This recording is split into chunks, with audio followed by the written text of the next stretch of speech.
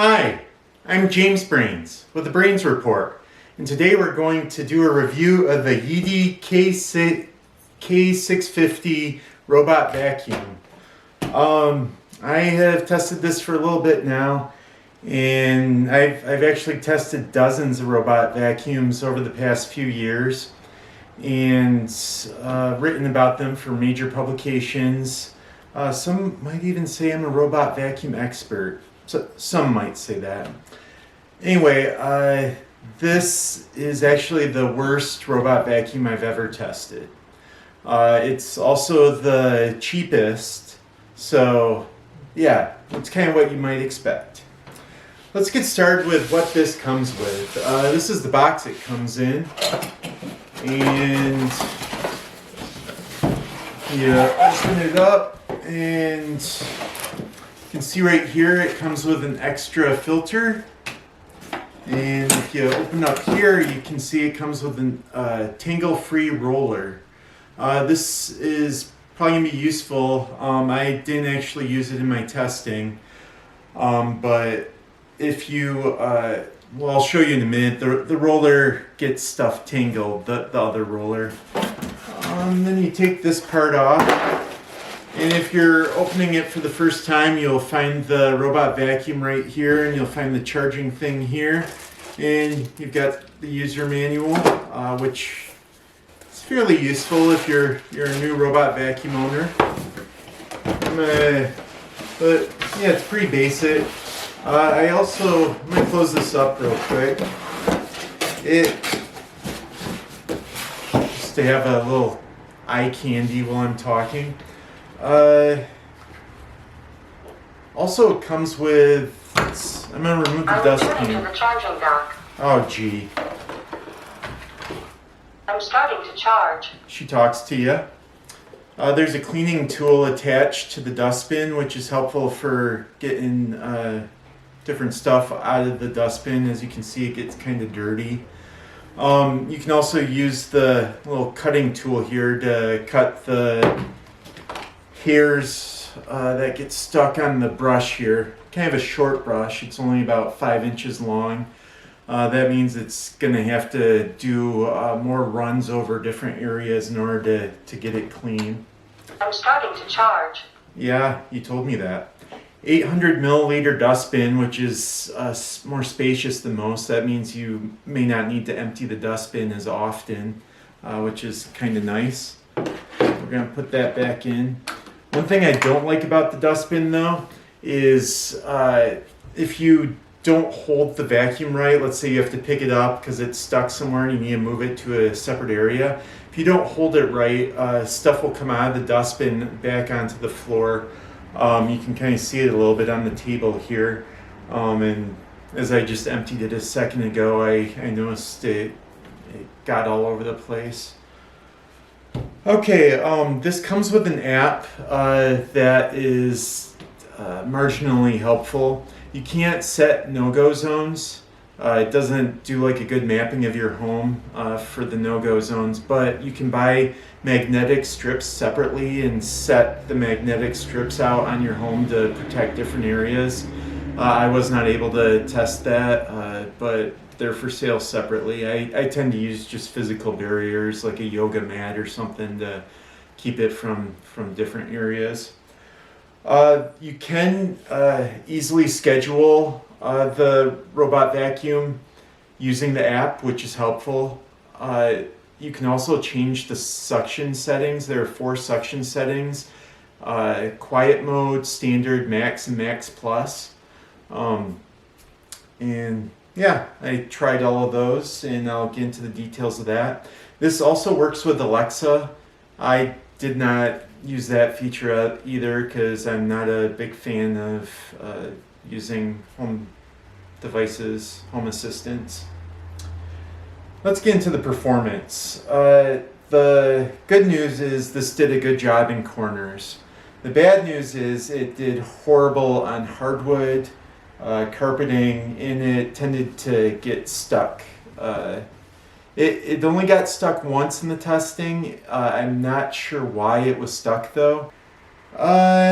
It also it doesn't avoid obstacles very well. I set out a 1 inch by 2 inch piece of duct tape that I concocted to kind of mimic maybe having a cat turd, because you don't want a robot vacuum to run over turds or other pet messes. And it ran right into it, plowed right into it. So not the best if you tend to leave turds around your house. Okay, so to test any vacuum, I pour out a tablespoon of flour, a tablespoon of kitty litter, a tablespoon of coffee grounds, and several pet hairs on shag carpeting, on low pile carpeting, and on hardwood flooring.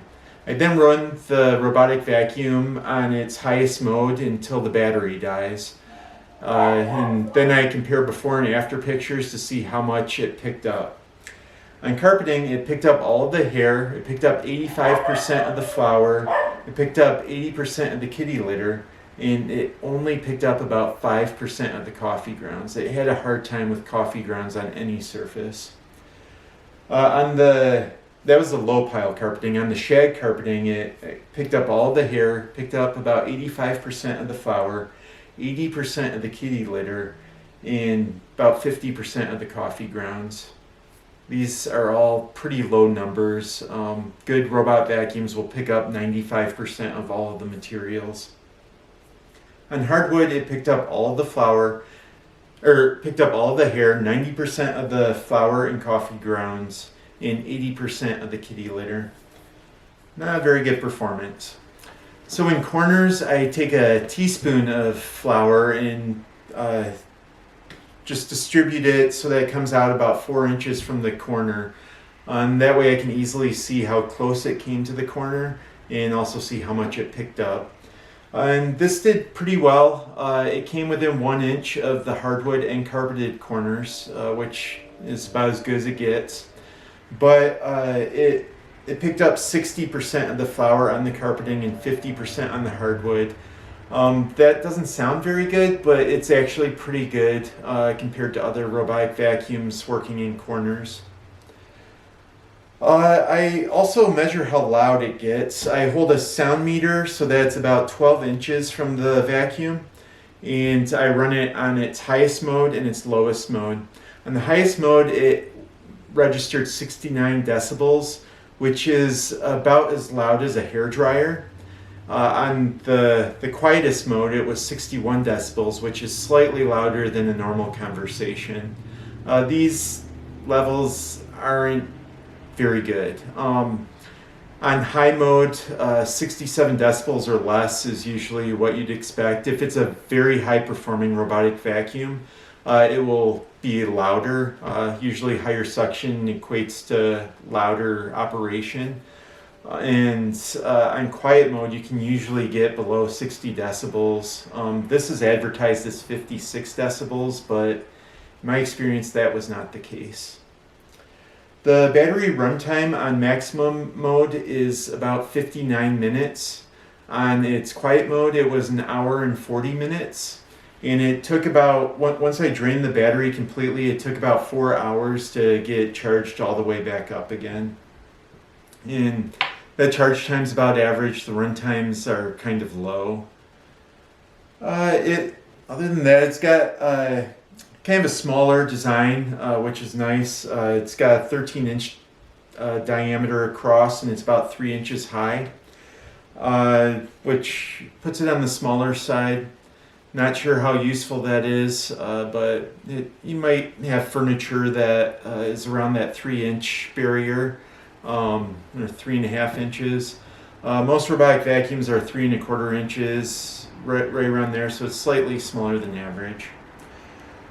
Do I recommend this? No. Currently, it's $129.99 on Amazon when you take advantage of a $20 coupon. And even at that price, I would not recommend this. If you need a vacuum at that price, get an upright. Upright vacuums in general outperform robotic vacuums and cost quite a bit less because they have more room. They're bigger, so they can build in more suction, and plus they don't have different things in it to make them move on their own. You're doing the movement for it. If you absolutely want a robotic vacuum, I would suggest my budget pick, which is the Ecovacs D-Bot Osmo U2 Pro. I'll link to a video of it, my video review, in the description below. But this performed very well, but it costs about $100 more than this. In my opinion, it's worth it. This, I can't see a use case for it. It just does not perform well. I'm going to leave it at that. Links to everything I've discussed are in the video description below. I'm sure there are things I forgot to cover. If you have any questions, please comment below and I will get back to you within 24 hours. And as always, please subscribe. It does so much to support our work. With more subscriptions, it gets us closer to being able to monetize the channel. Once we monetize the channel, we can then devote more resources to make more and better videos to better serve you. So with that, please take care of yourself. Goodbye.